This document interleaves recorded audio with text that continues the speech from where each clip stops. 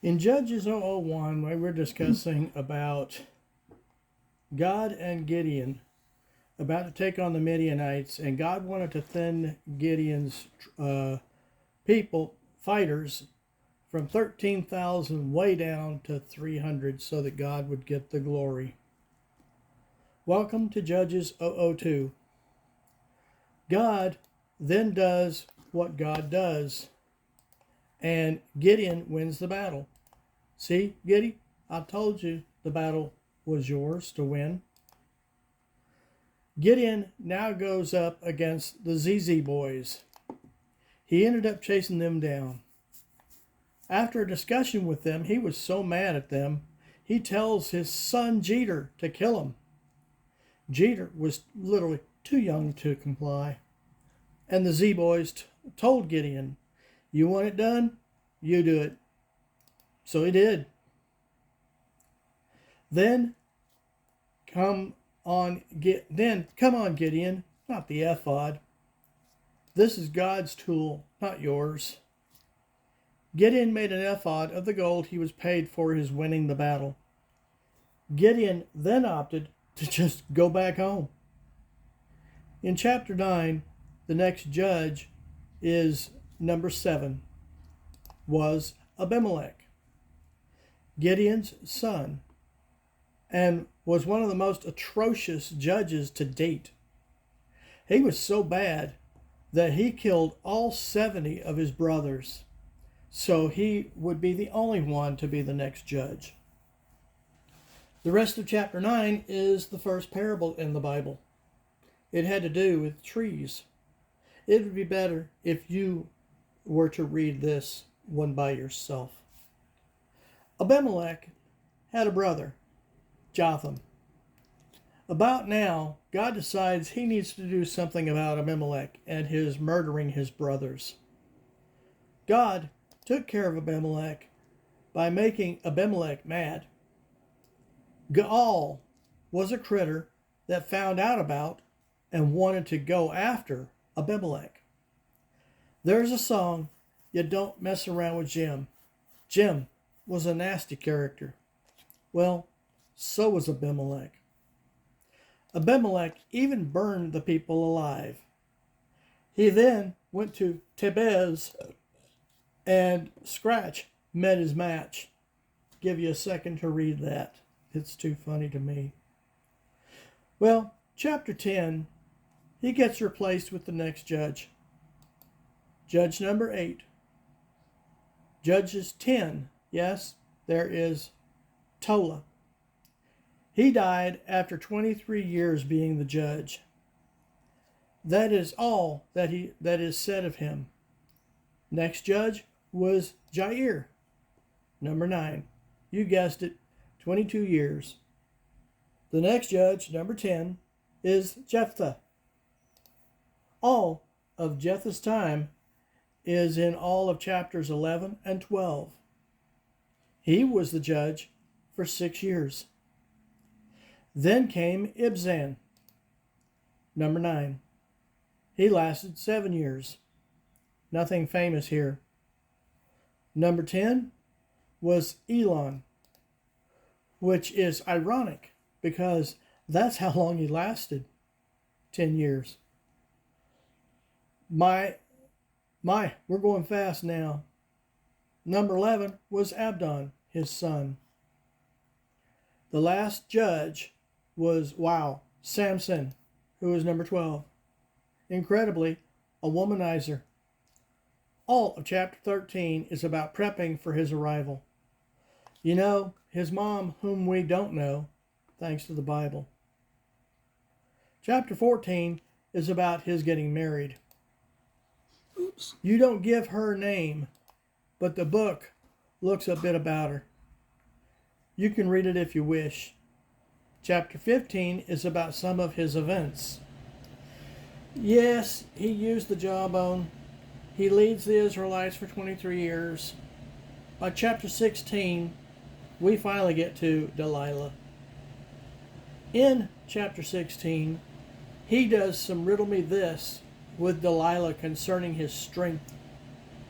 Samson then realizes he messed up so much with the Philistines, he is willing to go down with them. In chapter 18 is about Micah, who was adorned in his house with lots of religious stuff that shouldn't be there. It takes up the whole chapter. Here we see a man who stole goods from his mother, and when he returns to her out of guilt, she opts to use the metal in the items to create an image for her to worship. Man, here we go again. Something needs to be said here. Micah is not only a good name, but a common name.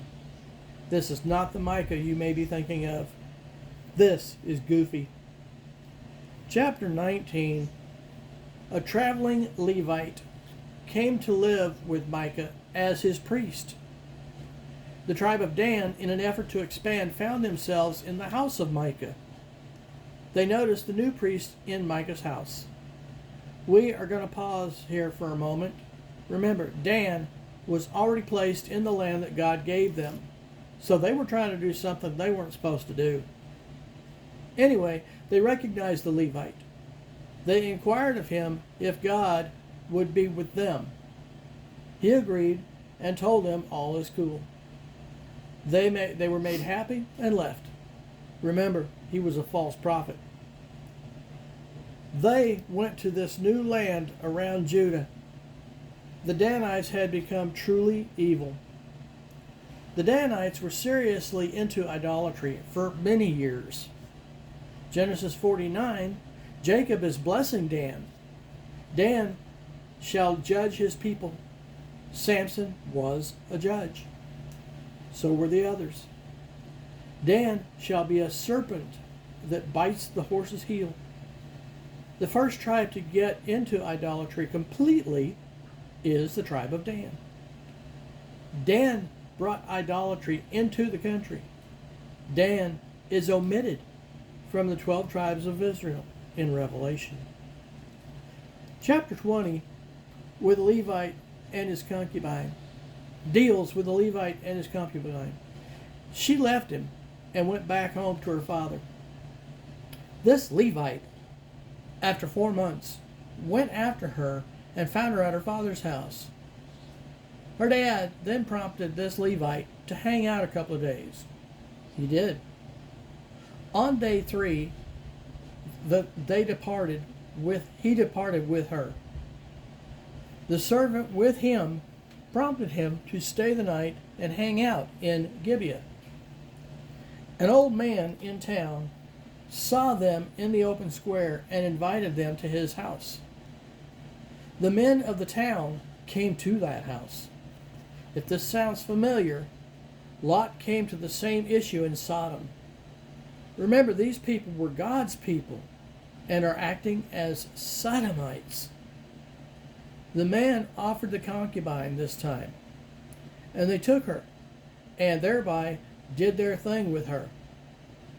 I'm beginning to see why the Bible didn't give the Levite a name. He is pathetic. He pushed her out the door and let them have their way with her. The next morning, he found her near death on the porch, and he told her, "Get up," so they could leave. Remember, he was a Levite. He then cut her into pieces and spread her throughout the land. The remaining tribes assembled a troop to go find out what happened with this Levite's concubine. This time, God's people fight each other. For the most part, God is not in the picture. The nations go to war over this. The tribe of Benjamin almost wiped out the remaining tribes of Israel. The children asked the Levite how this could happen. He lied. He told them she was taken from him, and they killed her. The troop then unified and swore death to the enemy. The Benjamites, who numbered 26,700 against 700, and all 700 were left-handed and extremely accurate with a sling. A sling can shoot up to 90 miles an hour, and you add that to accuracy and you have a gun. Benjamin actually means son of my right hand. The remaining tribe wanted to know who was going to fight Benjamin first. Judah was selected. Israel loses the battle with the Benjamites. This is the only time they followed how they were first trained on how to handle failure, by going to the tabernacle and weeping. This time, Benjamin lost. 16,000 becomes 1,600. They lost. The tribe of Benjamin almost became extinct. Israel declared that none of their daughters were to marry Benjamites. They ended up giving the Benjamites the women from the Jabesh Gilead battle that they possessed. Biblical history fosters obedience, whereas biblical prophecy fosters confidence. Chapter 21. The men in the Bible were found to be without wives, to carry on their family names, and this couldn't happen. Time to look for wives for the Benjaminites. You're not going to believe how they got these women. They murdered the men and women and set the town on fire and took all the young ladies. Someone's math was off, so they went to the next town and they ran short of how many they needed. The young men of Benjamin hid in a vineyard and waited for the young women of Shiloh to pick grapes. And they jumped and took all those women and gave them to the Benjamites. That is the book of Judges. Next, we will go to the book of Ruth. This, they say, is a love story. I say it's not.